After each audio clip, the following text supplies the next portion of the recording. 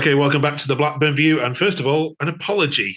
I'd like to start off this week with an apology to Harry and all Blackburn fans because I overestimated Nick's last week when I said Blackburn was safe. They might not be. Harry, what happened? Well, it's fair to say that I didn't overestimate Rovers. I knew they were far too capable of this. Just so inconsistent. We go and it happened with the Ipswich games, the Southampton games. We go and put some good performances against a good side, get battered by Bristol. Then we go and win at Leeds. Then we go and just absolutely terrible. Didn't look like we had a prayer. Gave them the win. We Sheffield Wednesday were better than us, but they didn't deserve to win particularly on their own merit. 3 goals gifted to them.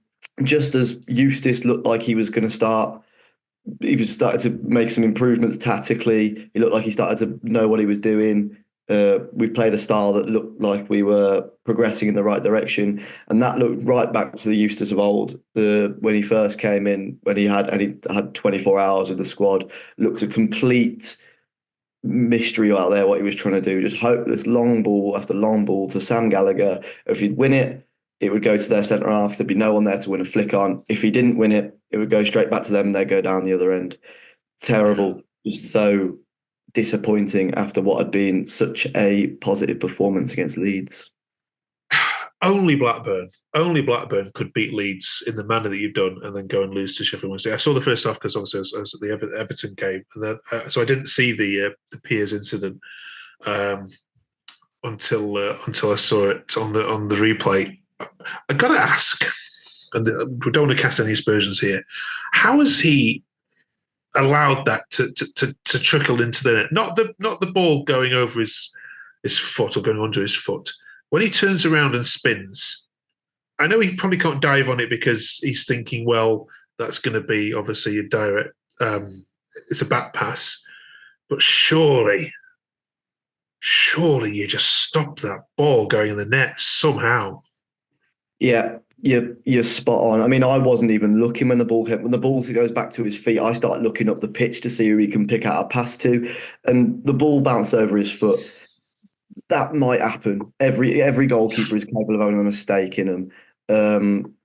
But to turn, it seemed like he had time to salvage it. Yeah, Just yeah, get something on it. It wasn't travelling that fast. It wasn't travelling that all fast. And in a game of such magnitude, we knew that. I mean, that made it 3-1. We knew that if it stayed 2-1, who knows? We could have got something out of it.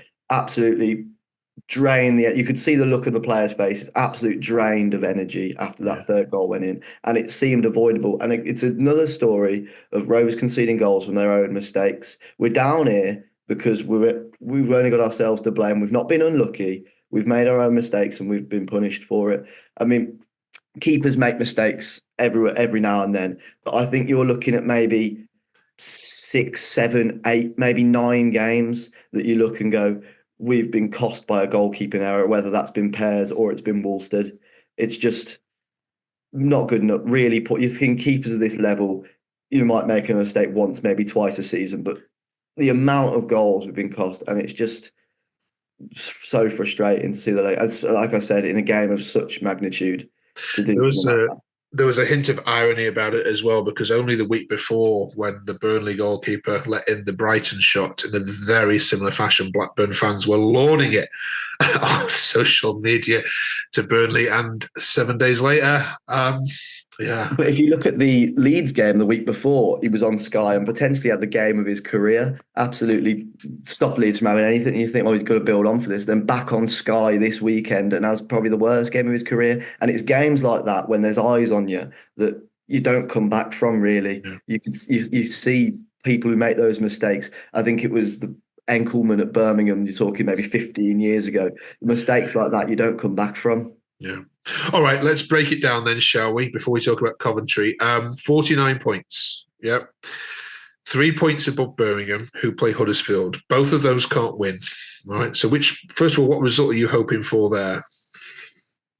Well, I know Birmingham have Norwich last game of the season. I'm not sure who Huddersfield have. They're away at Ipswich, so both have got tough games. Both have got tough games. I think I don't think either of them will get. I mean, I don't want to curse myself, but you'd like to think that they'll get whoever wins that game gets 3 points, and neither team gets more than 3 points. Okay, so Blackburn's route to survival here is a Birmingham Huddersfield draw. Mm-hmm. You can lose to Coventry and you can lose to Leicester, and you still won't go down, provided that Norwich beat Birmingham on the final day. But we've got to expect teams to win. We've got to expect that we've got to make sure it's in our hands. We can't rely on other teams. That never worked for us. The year we went down, must be 5, 6 years ago. We were relying on, I think, Birmingham and Nottingham. I think we beat Brentford 4-1 last game of the season. We were relying on Birmingham and Nottingham Forest to lose their games. And they went on and beat two teams that they weren't expected to beat. So we've been in this position before and we've been on the worst end of it. So we can't rely on other teams to do us a favour. We've got to, I think a point probably does it, but we've got to get a point, if not three, from one of these last two games. Okay. So the easier one of those two, no disrespect to Coventry, is to take on the semi-finalists this weekend. Not only are they fresh back from Wembley, but midweek they're also playing a Hull side who are going to be right up for it. Let's bring in our Coventry City fan and have a word about what mindset they think Coventry are going to be in. Welcome, Claudio, to the Blackburn View. He enjoyed your trip to Wembley, which we'll talk to you about on your channel. But what sort of shape do you think Coventry are going to be in rocking up to Ewood? The Blackburn fans are hoping your minds aren't on it. I haven't got a clue because I don't know who's fit now.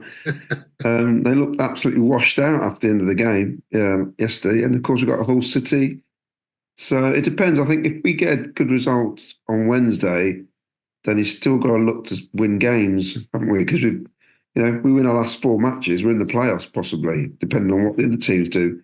And with this league, anything can happen. You feel like it's safe, and then all of a sudden you're out of it again. We got into it last year doing the same thing. It was only pretty much a year ago that Ben Wilson scored that goal against Blackburn, which without that we would have gotten the playoffs, and it stopped Blackburn getting in there. So I don't know. I really don't know. The squad is pretty much fit apart from Sakamoto, so he could switch things around. But present,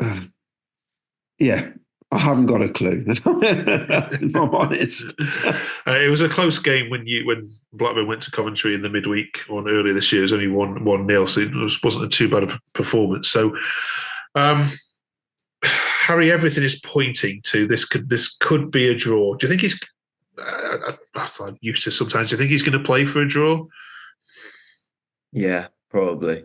I don't think I think that's the way he sets up for most games. I think he goes. I think he set up for a draw against Leeds. I think we were lucky to win that. I know I gave us loads of plaudits, but I did say at the time I didn't think we were lucky to win that. He probably does say he knows that a draw all but does it. I think he knows. I think we all know that we're not better than Coventry on merit, but we could be, but we're just not at the minute. So I think we probably will set up for a draw. We'll get some score predictions then. Harry, I'll ask you about your favourite home game and your least favourite home game of this season. Let's go to score predictions. Claudio, what do you reckon? Well, it just depends. Like I said, when we play Hull, if we get a decent result at home, I think we're going to have to go with the mindset that we need to win. So I'd like to think we've got enough in the bag to steal a win at Ewood Park. Okay. I'm going for a 2-1. A sexy 2-1.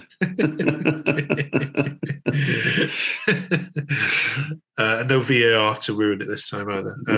Harry? Well, I think Rovers fans are just hoping that Coventry are drained, not just physically, but mentally as well. Going and losing in the fashion that they did to Man United. I mean, all credit to Coventry. They were the better side in that final and deserved to go through. But losing that game the way they did after 2 hours of playing football, scoring late on, getting it ruled out, just hoping that they're emotionally just not recovered. And they've got 2 hours and then another hour and a half midweek. So we're hoping they'll just be absolutely knackered and Rovers manage to nab a point. I don't think we will, though. I think Coventry will probably win 2-0. And it's going to be a very nervy last game of the season. All right, then. Thanks, Claudio, for a second. Good luck to you at Ewood Park. It is the last home game, Harry. So regardless of where Blackburn County sit, we do ask you at this time of the season to look back at how Blackburn have done this year. Won 6, drawn 6, lost 10, scored 27, conceded 34.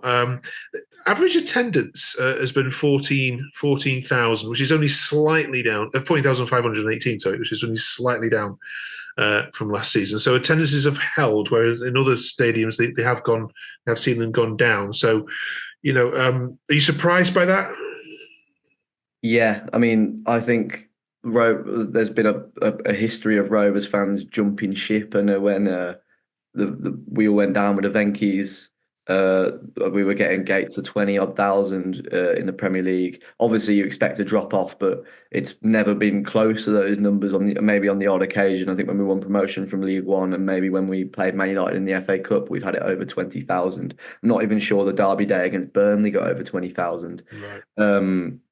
But yeah, I am surprised that the numbers have stayed the same, because it has been a disappointing season, and football fans are so fickle. If it's not going well, so many will stop coming. Yeah, okay. Some other strange stats: conceded 8 goals in the last 10 minutes, which is the second highest at home in the league this season, only behind Huddersfield, and of course have only kept 2 clean sheets at home all season, which is obviously why we are where we are. But what's been your highlight? What's been your favourite game to have watched this season, and what's been the lowest point where you thought, I'm not coming back again? Yeah, I'm really struggling for a high point, to be honest. It might be first game of the season, home to West Brom. Everyone knows that West Brom most seasons are in and around there. We thought this was probably a game we're going to lose. 2 goals from 2 young lads, and we win it. How positive we all were leaving Ewood Park on the first game of the season after beating West Brom. Other honourable mentions, maybe beating Birmingham 4-2. Sammy Smolix with a couple of nice goals, and John Eustace's first game, although he wasn't technically in charge, that 3-1 win over Stoke. How positive we were then as well. It was a false fulfilling prophecy, I think that was. But I'll probably go for the first game of the season, beating West Brom. Yeah, and I sat and watched that Newcastle game like we all did as well in the FA Cup, and the whole nation was so impressed with Blackburn. I genuinely thought you should have won that game. And then again, I think it was the game after where we come back on this channel. And you're like, well, yeah, that's it. We've had our one good game this year. All right, then. I suppose you could answer this in many ways, but is there one point where you've genuinely questioned your allegiance? No, I mean, I wouldn't go that far. If I've gone through as much as I already have, then I think it's just you're used to it by now. But I think genuinely the worst home game this season was probably yesterday. You could just feel the energy around the place. Everyone was like drained. Everyone, the players, the manager, the fans, just completely confidence drained. You saw the look on people's faces, and they thought, we're going down. That's what people thought. And I know there are teams below us there, but it's a real negative. It was a real negative vibe against Sheffield Wednesday. And I think that was because the matter of the game, especially the second half, how it played out, how we had the game in the palm of our hands, the chance to go and kick on and win it, and we threw it away for ourselves. If Sheffield Wednesday had won it on their own merit, if they'd have gone and scored a couple nice goals and won 3-1, it would have still been disappointing, but not as disappointing. But I think Rovers fans would have still had a little bit of positivity going into the last 2 games. But giving away the goals the way we did, you can't have so much criticism for Sammy Smolix this season, but he did give away the ball for the second goal. And I mean, it was right by me. I was calling there was a simple back pass on to, I think it might have been Harry Pickering, tried to do something over extravagant, lose the ball, they score down the other end, and we all know what happened for the third goal. It was a real bad game, a day to forget, and hopefully one that we won't look back at the end of the season and go, that was the game that set us down. Okay. All right. Well, fingers crossed this week against Coventry. Pick up a point, 50 points, safety. Then you can just sit back and watch the last game of the season. Go to Leicester, have a party, dress up as dinosaurs or whatever it is crazy people do on the final day of the season.